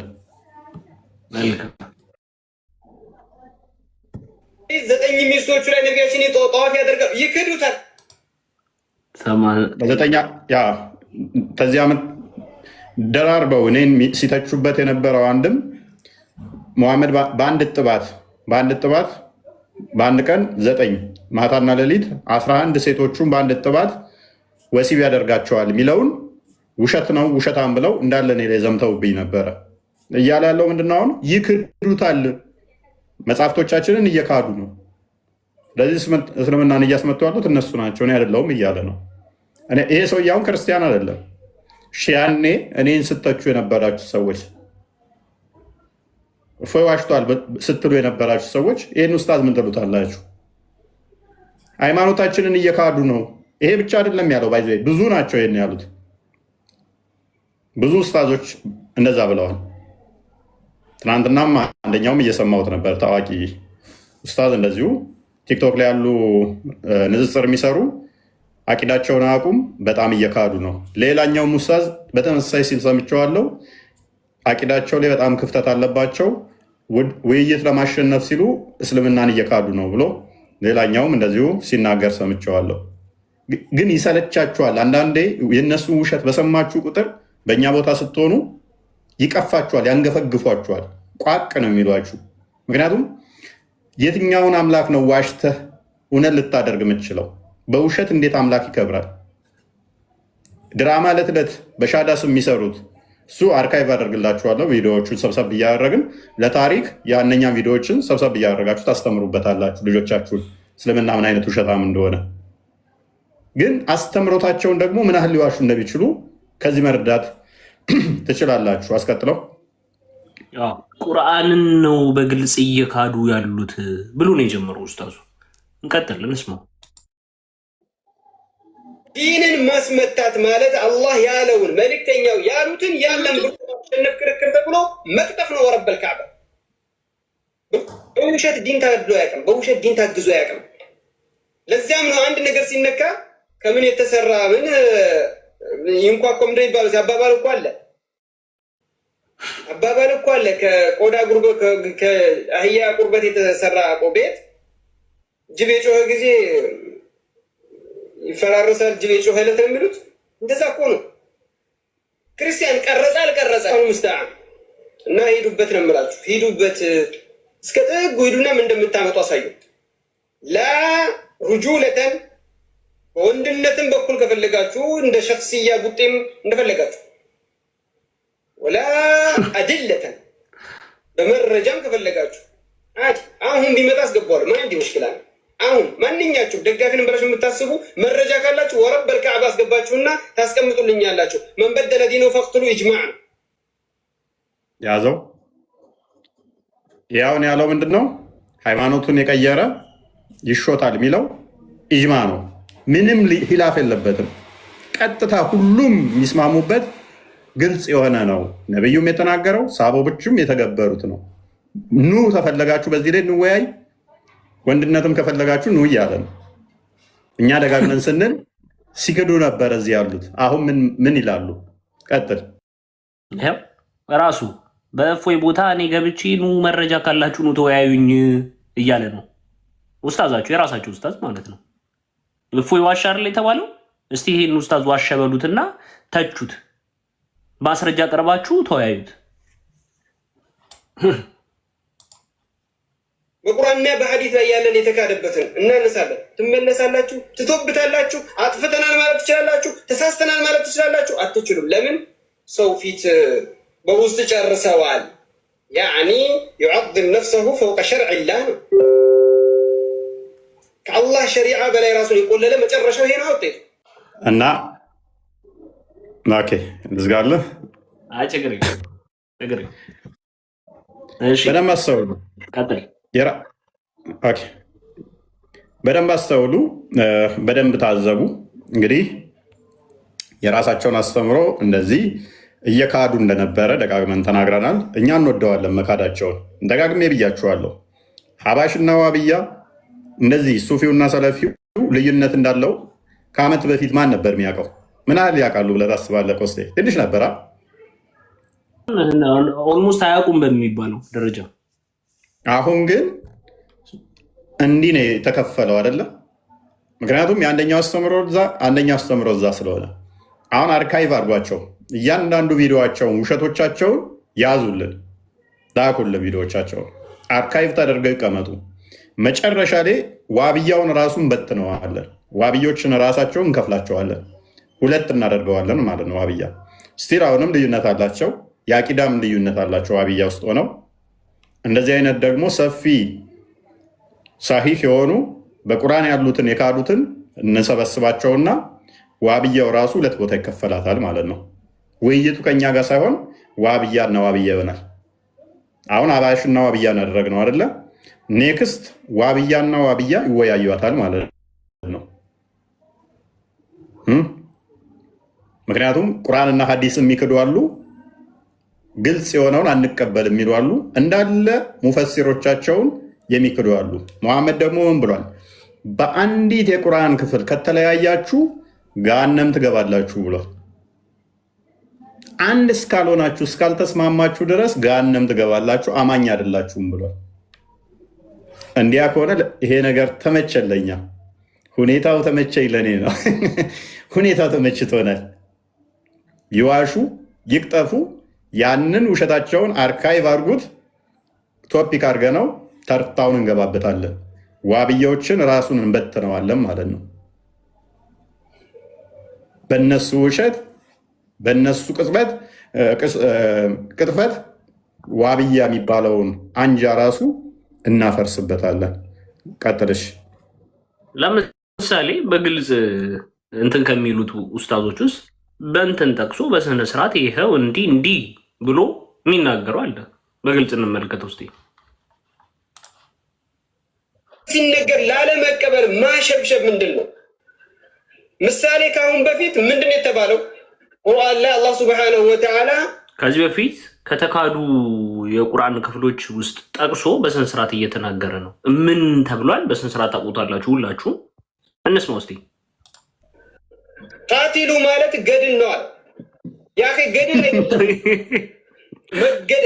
መጋደል ነው። ያ አንደኛው ምንም አያውቅ መሀይም የሆነ ኡስታዝ አለ እና ራሱን እንደ አዋቂ የሚቆጥር ራሱን እንደ አዋቂ ነው የሚቆጥረው እና ራሱን እንደ አዋቂ ነው የሚቆጥረው። ምንም የሚያውቀው ነገር የለም ባይዜ እና ጀሌዎቹ ዝም ብሎ ያጃጅላቸዋል። ይሄ ኡስታዝ ምን አለ? ተጋደል የሚለውን እነሱ ጋር ሊትራል ነው የሚወሰደው። እስካላመኑ ድረስ በደንብ አስተውሉ። ህይወታቸው አይጠበቅም፣ ነፍሳቸው አይጠበቅም፣ ንብረታቸው አይጠበቅም። ተጋደሏቸው። እንዲሁም ደግሞ በቀራ ላይ የሚገኘ አይ ቲንክ 190 ምናምን አካባቢ ጀምሮ ያለውን ገድል ነው ይሁዳ መልእክት ጋር ካለው ጋር ብሎ ሊያመሳስል ሞከረ። ምንም አይገናኝ እኮ ነው፣ ምንም አይገናኝ። እሱን አንስቶ አሁን እየዋሹ ነው። መጽሐፍ ቅዱስን ከማንበባቸው አንጻር ኡስታዞቹ መጽሐፍ ቅዱስን አብዝተው ሲያነቡ ቁርአንን በመጽሐፍ ቅዱስ ሊፈስሩት ሞከሩ። እኛ ጋር መጽሐፍ ቅዱሱ አንድ ምሳሌያዊ ነው። ሁለተኛ ደግሞ የእነሱ ጋር ያሉት ዘግናኝ ነገሮች እየቀፈፋቸው አንቀበልም ማለት ጀመሩ። ቁርአናቸውን ሐዲሳቸውን ማለት ነው። ሁኔታው ተመቸኝ ለኔ። ዋብያ ሊትራሊስቲክ እንደመሆናቸው በአንድ አያ ከተለያያችሁ ገሃነም ትገባላችሁ ስላለ ነብዩ ወይን እነኚህ ገሃነም ገቢ ናቸው፣ ወይን እነሱ ገሃነም ገቢ ናቸው፣ ወይን እነ አሊ እነ አቡበከር እነ ዑስማን እነ አይሻ ገሃነም ገቢ ናቸው፣ ወይንም እነኚህ የሚዋሹት ገሃነም ገቢ ናቸው። እነ ሙሐመድ አብዱልዋሃብ ዋብያን መስራቾች እነ ኢብኑ ተሚያ እና ዛቢ ገሃነም ገቢ ናቸው፣ ወይንም ደግሞ እነኚህ ገሃነም ገቢ ናቸው። ምክንያቱም ቀጥታ እየተለያዩ በጣም መዓት የተለያዩባቸው ነገሮች ስላሉ። መሐመድ ግን በስንት ነው ከተለያያችሁ አለ? በአንድ እንኳን ከተለያያችሁ አንድ እስካልሆናችሁ ድረስ ገሃነም ትገባላችሁ ብሏል። አርካይቪውን ዋብያን እንዴት እንደምን በትነው እናሳያችኋለን። ኔክስት ቀጥል። መልካም ገድል አይደለም ሲባል ምን አገባህ ነው ያለው ለአንደኛው ወንድማችን። ምን አገባህ ከፍ ያገባው ዲን አይደለም እንዴ? ዲን ቡክ ያኔ በግልጽ እዚህ ቲክቶክ ላይ ተመልክታችኋል። ይሄ ነገር ሲባል ምን አገባ ኢቭን እንኳን ደግፈው እየተካደ ቁርአን እየተካደ ክርስቲያኖችን ለመፎገር ከስር ሰው እንዳይሰልም እንዳይከፈር ከማሰብ ምን ያደርግ ነበረ? እንዲያደርግ ነበረ እያንዳንዱ ኡስታዝ በግልጽ ማለት ነው። ይሄን ነው እየተቃወመ ያለው ኡስታዙ። ብዙዎቹም እሱ ብቻ አይደለም፣ ብዙዎቹም ዲን ቤት አቡክ ያኔ የአባትህ ዲን ነው እንዴ? ዲን የአባትህ ቤት ነው ወይ የአባትህ ንብረት ነው? አላህ ሱብሓነሁ ወተዓላ ዲን ያስቀመጠልን በቁርአንና በሐዲስ መመሪያ እንድንጓዝ እንጂ በአንድ ግለሰብ ወይም በሆነ ማህበረሰብ ወይም በሆነ ህዝቦች እንድንመራ አይደለም። ለምን ተናገራችሁኝ?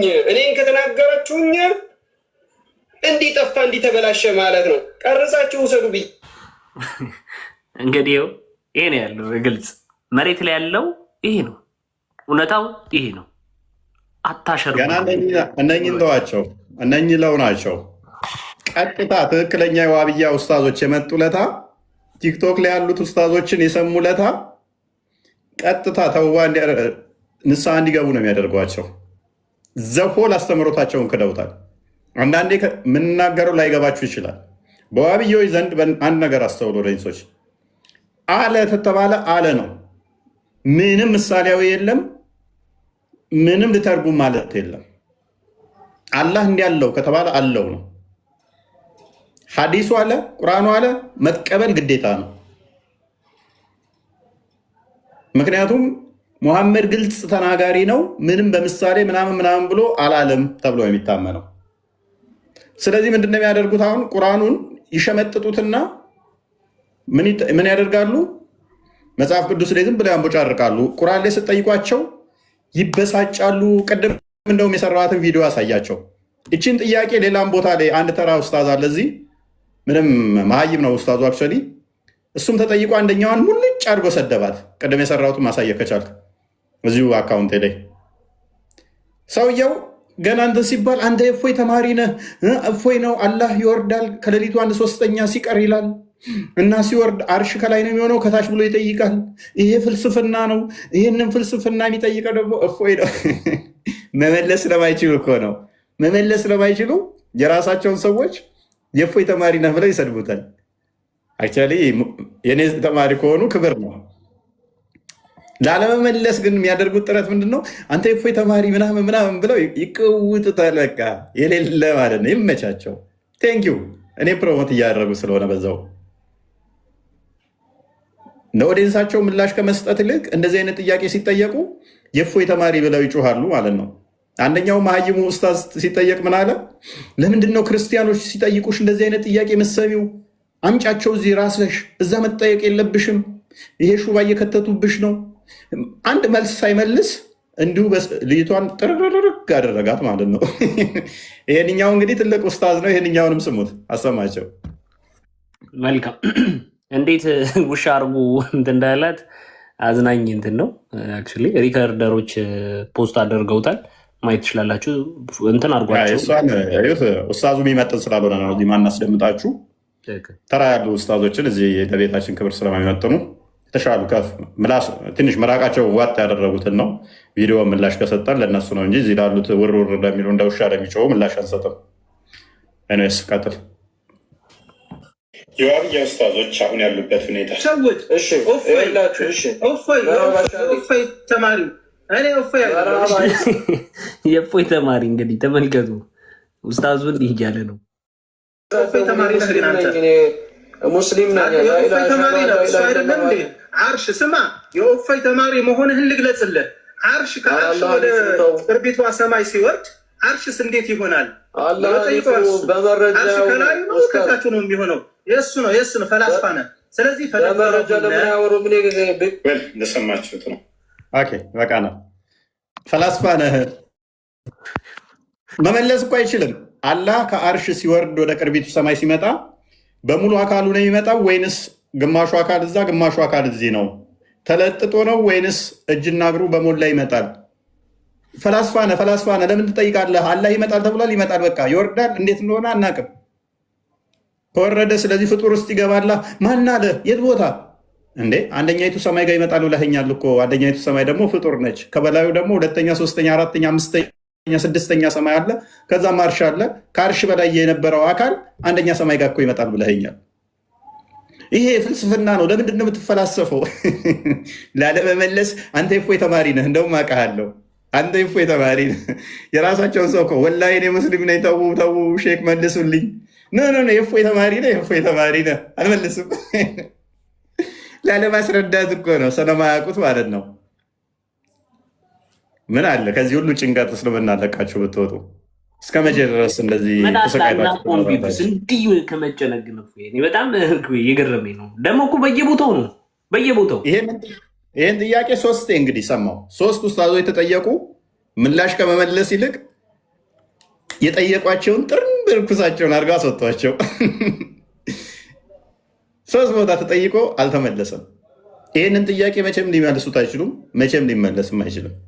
አስታውሳለሁ ከእስልምና ላይ በአላህ ላይ ተርታው መግባት በጀመር ሰዓት ላይ ይህንን አንስቼ ሹባ ተፈጥሮባቸው ተሰባስበን ኡስታዝ አለላ የሚባለው ካወቃችሁት ሁጥባ የሚለው መስጊድ ላይ ምናምን ተሰባስበን መተን በሰፊው ምላሽ እንሰጥበታለን ብሎ ነበረ።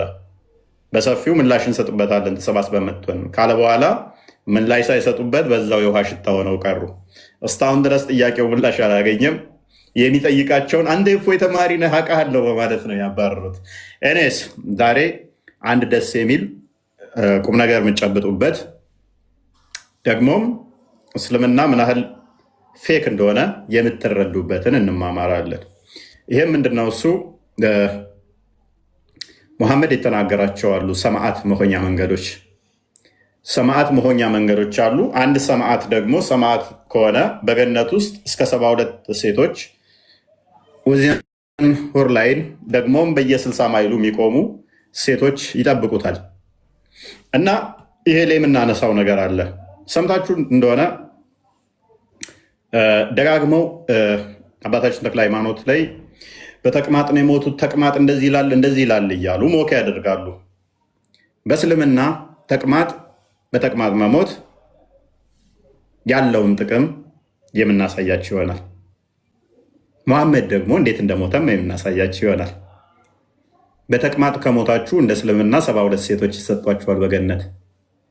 ያንን ስለማያውቁ ቤታቸው ከፍተው ውርውር ሲሉ ኡስታዞቻቸው ስላየን በሚገባቸው መዶሻ አናታቸውን ማፍረስ ደግሞ የኛ ስራ ስለሆነ በተቅማጥ መሞት 72 ሴቶችን በገነት የሚያሸልም እንደሆነ አንድ እናያለን። ቀላሏ ነች። እንዲሁም ደግሞ ከበሽታ ጋር በተያያዘ ሰዎች ለምን ይታመማሉ እንደ እስልምና አስተምሮ የምንመለከት ይሆናል። እንግዲህ እንደ ክርስትና እንደሚታወቀው ሰዎች በተለያየ መልኩ በተለያየ ሁኔታ ሊታመሙ ይችላል። አንድም ሴጣን በሽታ ሊያመጣባችሁ ይችላል። ሴጣን በሽታ ሊያመጣባችሁ ይችላል። ልክ መጽሐፈ ኢዮብ ላይ መጽሐፈ ኢዮብ ምዕራፍ 1 ቁጥር 7 ላይ ኢዮብን ሴጣን በቁስል እንደመታው ማለት ነው። በቁስል እንደመታው እንዲሁም በአዲስ ኪዳን በተደጋጋሚ ብዙ ቦታ ላይ ምዕራፍ 1 ቁጥር 7 ይመስለኛል፣ ሶሪ ባልሳሳት፣ ሴጣንም ምድርን ሁሉ ዞረዋት በእርሷም ላይ ተመላለስኩ ብሎ መለሰ። እሺ ከፍ አድርገው። እግዚአብሔር ሴጣን በሆነ አየውን ሴጣን ሴጣን ምዕራፍ 2 ላይ ነው። እስኪ ምዕራፍ 2 ቼክ አድርገው። ምዕራፍ 2 መሰለኝ። ምዕራፍ 2 ቼክ አድርግልኝ። እሰማለሁ። ቀጥላ። አሁን ነው ማይኬን ዘግቻለሁ። ለካ ይቀጥል። ይኸውና ሶሪ ይቅርታ፣ ምዕራፍ 1 ተሳስቼ ነው። ሴጣንም ከእግዚአብሔር ፊት ወጣ፣ ኢዮብንም ከእግሩ ጫማ ጀምሮ እስከ አናቱ ድረስ በክፉ ቁስል መታው ይላል። ስለዚህ በሴጣን ምክንያት ሰዎች ሊታመሙ ሊታሰሩ ይችላል። ሉቃስ ወንጌል ምዕራፍ 13 ቁጥር 16 ላይ ልክ ሉቃስ ወንጌል ምዕራፍ 13 ቁጥር 16 ላይ በሴጣን የታሰረች ታሪክ እንዳለ ሁሉ ማለት ነው። እነኚህ ክፍሎች እንግዲህ ሴጣን ሰዎችን ሊያሰሩ ይችላል፣ በሽታ ሊያመጣባቸው ይችላል። ይችም የአብርሃም ልጅ ሆና ከ18 ዓመት ጀምሮ ሴጣን ያሰራት በሰንበት ቀንም ከዚህ ስርዓት ልትፈታ አይገባምን ይላል። አሁን ክርስቶስ እነኚህም በሴጣን የታሰሩ የታመሙ ሲፈውስ ነበረ። ስለዚህ በሽታ አንድ በሴጣን ምክንያት ሊመጣ ይችላል። እንዲሁም ደግሞ ንጽህናን ባለመጠበቅ በሽታ ሊመጣ ይችላል። ካያችሁ እግዚአብሔር እስራኤሎችን ከግብፅ ነፃ ሲያወጣቸው ከግብፅ ወደ ከነአን ሲያመጣቸው ራሳቸውን ከበሽታ እንዲጠብቁ ንጽህናቸውን እንዴት መጠበቅ እንዳለባቸው አስተምሯቸዋል። መታጠብ እንዳለባቸው፣ ከዛ በኋላ የታመመ ካለ ኳራንቲ ወይንም ደግሞ ራሱን እንዲለይ እንዳይጋባ ወደ ሌላው አስተምሯቸዋል። ዘሌዋውያን ምዕራፍ 17 ላይ ራሱ ስትመለከቱ ሰውነቱ ወንድ ላይ ፈሳሽ የሚወጣው ከሆነ እስከተወሰነ ድረስ ንጽህናውን እስከሚጠብቅ እርኩስ እንደሆነ ችዝ ቆሻሻ እንደሆነ ከሌላው እንዳይነካካ የነካውም ካለ እንዲታጠብ፣ ምክንያቱም በሽታ ስለሚያመጣ። ሴትም ልጅ ደግሞ ከሰውነቷ የሚወጣት ፈሳሽ ካለ እርኩስ እንደሆነች ችዝ ቆሻሻ እንደሆነ በዛ ምክንያት ወደ ሌላ እንዳታስተላልፍ ንጹህ እንድትሆን ለወንዱም ለሴቱም ከሰውነታቸው የሚወጣው ፈሳሽ ልብሳቸውን ከነካ መቀመጫቸውን ከነካ ንጹህ እንዲሆን አዟል። ምክንያቱም በሽታ ስለሚያመጣ ማለት ነው። ስለዚህ ንጽህናን ካልጠበቃችሁ በሽታ ሊመጣ ይችላል። ሌላኛው በሽታ በመቅሰፍት ሊመጣ ይችላል። ለምሳሌ የሙሴ እህት ማርያም ሙሴ ኢትዮጵያዊቱን ባገባ ጊዜ ስቃ ነበረ። በመሳቋ ምክንያት በለምጥ ተመታለች። እግዚአብሔር ተቆጥቶ በለምጥ መቷታል ማለት ነው። ስለዚህ በፍርድ በሽታ ሊመጣ ይችላል። በቁጣ ልክ ግብጾችን እግዚአብሔር በመቅሰፍት በ10 መቅሰፍት እንደመታቸው ያ ማለትም አልታዘዝ ሲሉ ሲያምጡ በሽታ በመቅሰፍት ሊመቱ ይችላሉ ማለት ነው። ይሄ እኛ ጋር ያለው የክርስትና አስተምሮ ነው። እስልምና ጋር ግን በሽታ ለምንድን ነው ያን እንደሆነ ብዙ ሚስጥር አለ። ብዙ ያልተሰማ ያልተነገረ ሚስጥር አለ። በሽታ የሚያመጣው ማን ነው? ለምንድን ነው የሚታመሙት? የምንመለከት ይሆናል። ምን ይመስላል? እንግዲህ ሊታይ ነው። አይ ቲንክ እስልምና ለዚህ መልስ አለው የሚል ሙስሊሞችን እንጠብቃለን ዛሬ። በእርግጠኝነት ከሚገቡት ወንድሞች እህቶች መካከል ከነዚህ በሽታዎች አንዱ ያጋጠመው ሊሆን ይችላል እና ኤክስፔሪንሱን ሼር ያደርግልናል። ምን እንዳደረገ፣ በምን እንዳሳለፈ፣ ለምንስ እንደታከመ ደግሞ በዛው ይነግርናል። አይ ቲንክ ብዙ ፕሮፊት እናገኝበታለን ብሎ ስለሚያስቡ ገብተው ወንድሞቻችን ሊመለሱልን በትህትና እንጠይቃለን ማለት ነው። ዛሬ ሰብስባችሁ አዳምጡ። ብዙ ሚስጥሮችን ነው የምንሰጣችሁ። በደንብ ለመከታተል ሞክሩ። ብዙ አይነት መረጃዎች ይወጣሉ ማለት ነው። መረጃ እያላችሁ በተቻለ ሰዓት መረጃ እሺ፣ አንድ መረጃ ብናይስ ምን ይመስላል? ይቻላል፣ ችግር የለውም። ከሰማዕትነት አንዱ ምንድነው? እሱ እስቲ ክፈትና እንዳሳየን ቀስ ብለን ወደ ሃይ ሌቭል እንሄዳለን። ወደ መሐመድ እንሄዳለን ቀስ ብለን። ኦኬ፣ ከሰማዕትነት አንዱ ያው እንግዲህ ራስ መጣል ነው።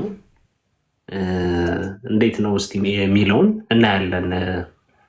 ለምሳሌ ምንድን ነው እዚህ ጋር በሳሂ ሙስሊም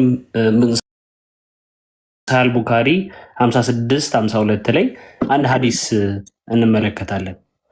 እስቲ ይቺን ሀዲስ እንመልከታት።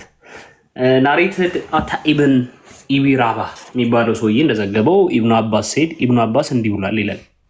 ሻል አይ ሾው ዩ አ ውመን ኦፍ ዘ ፒፕል ኦፍ ፓራዳይስ አለ። የአንድ የጀነት ሰው ላሳይህ አለው።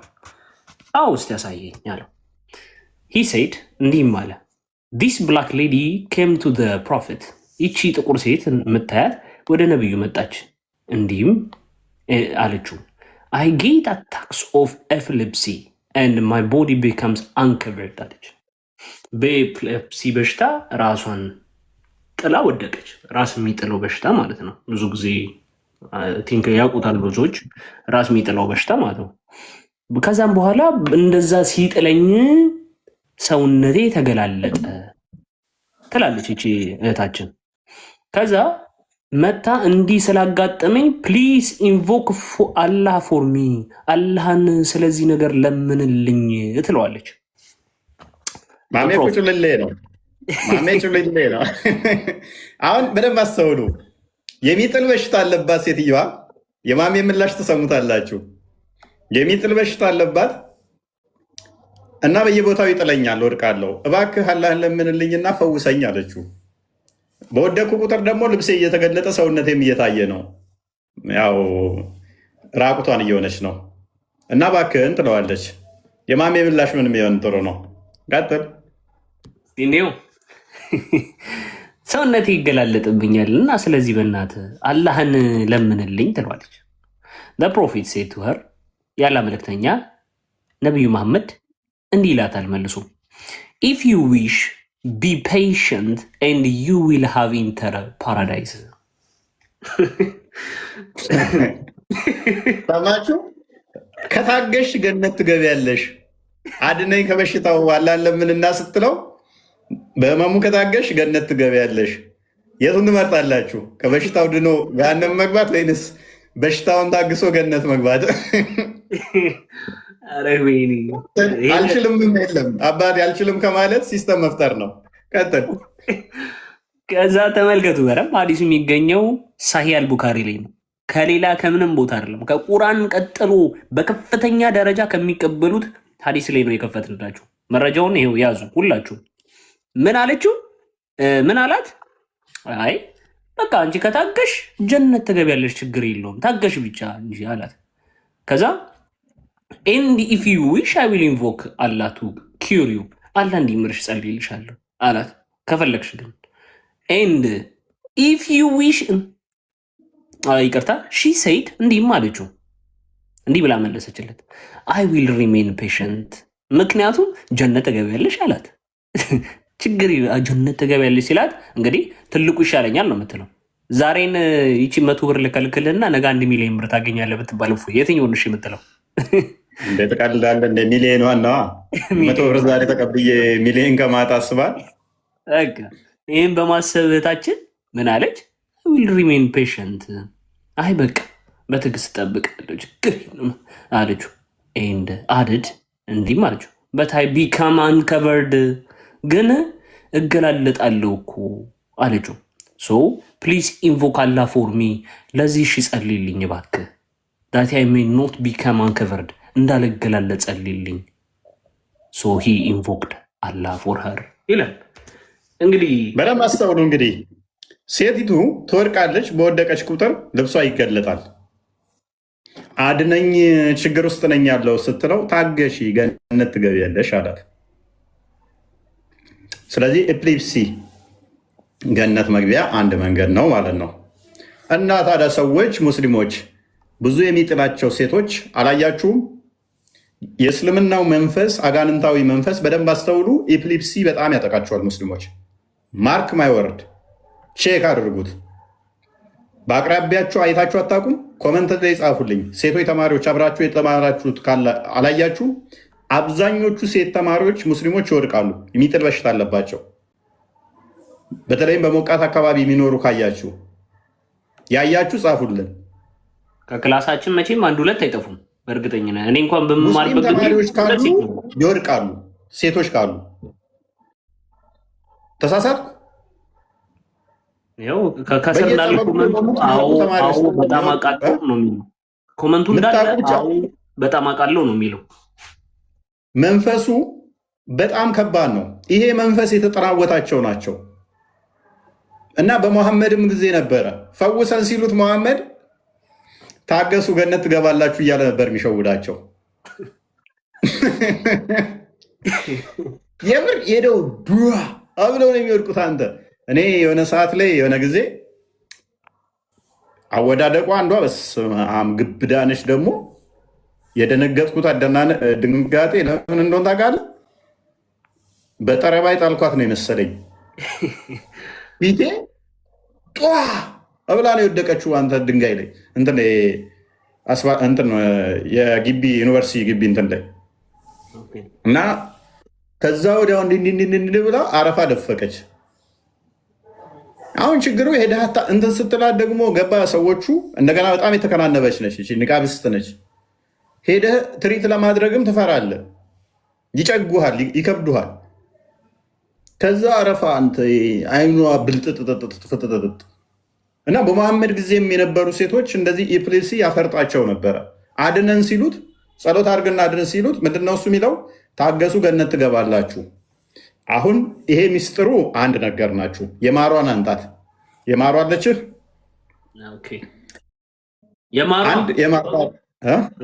እስኪ ቁጥሩ ንገረኝ። የማሯ ኧረ ቆይ ላውጣው። እሺ ቼክ ላድርግልህ። እሺ ቡሃሪ 57 16 ላይ 57 16 ብዙ ሚስጥሮች ነው ዛሬ የምንመለከተው፣ ብዙ ማለት ነው።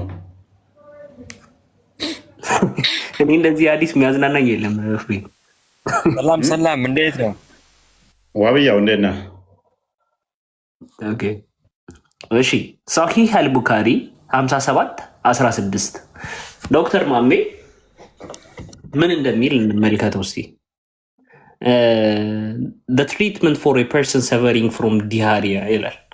ኦኬ ናሬትድ አቡ ሰይድ እንደዘገበው a come to the prophet አንድ ሰው ወደ ነቢዩ መጣ፣ እንዲህም አለው። በደንብ አዳምጡኝ። እንዲህም አለው my brother has got loose motions the prophet እንትን አጥቷል፣ ሞሽን አጥቷል ወንድሜ ብሎ ይጠይቀዋል። the prophet said ነቢዩም እንዲህ አለው let him drink honey ማር እንዲጠጣ አርገው ይለዋል። the man again and said እንዲህም አለው በድጋሚ መቶ I made him drink honey but that made him worse አለው። ማር እንዲጠጣ አረኩት፣ ጭራሽ አባሰበት። ዶክተር ማሚ ያዘዘው ማር ለዚህ ሰው ጭራሽ ምን አደረገበት? የመጨረሻ አባሰበት። ኦኬ መቶ እንዲህ ብሎ ሲነግረው ምን አለው ነብዩ? the prophet said Allah has said the truth አላህ እውነትን ተናግሯል አለ the abdomen of your brother has told lie የወንድምህ ሆድ ዋሽቷል፣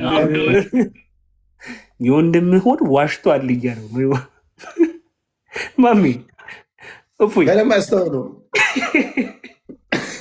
ወንድሜ ታመመ ሆዱን ታሟል አለው። አንዴ ሚታርግ ሙስሊም ወንድሜ ታሟል ሆዱን ሲለው ማር አጠጣው አለ። ማር አጠጣው፣ ባሰበት ተቅማጡ። ሲብስበት መጣና የወንድሜ ሆድ ባሰበት ማር ጠጥቶ ሲለው ያንተ ወንድም ሆድ ውሸታም ነው፣ አላህ እውነት ተናግሯል። ምን ማለት ነው? እኔ የተናገርኩት ከራሴ አይደለም ከአላህ ነው የተናገርኩት ለማለት እኮ ነው። ተቅማጥ እያሯሯጠው የወንድሜ ሆድ ባሰበት ማሩን ጠጥቶ ሲለው ነው የአንተ ወንድም ሆድ ነው የዋሸው፣ አላህማ እውነት ነው የተናገረው። ለተቅማጥ መድኃኒት ማሜ የሰጠው ማለት ነው። ኤኒዌይስ ከተቅማጥ ጋር በተያዘ እንመለሳለን፣ ከህመም ጋር በተያዘ እንመለሳለን። እንደ መግቢያኖችን ጠቆም ያደረግናችሁ ወደ ዋናው ፖይንታችን ወደ ዛሬ ተርጉሚያታለሁ። ውሸት ነው የሚል ከስር ስላየው ይኸውላችሁ ቀጥታ ከሀዲሱ ላይ ነው ኮፒ ያረኩት። ይኸውና ይኸው የወንድም ሆድ ውሸት ተናግሯል ነው ያለው መሐመድ በግልጽ ማለት ነው። እሺ ወደ ዋናው እንመለስና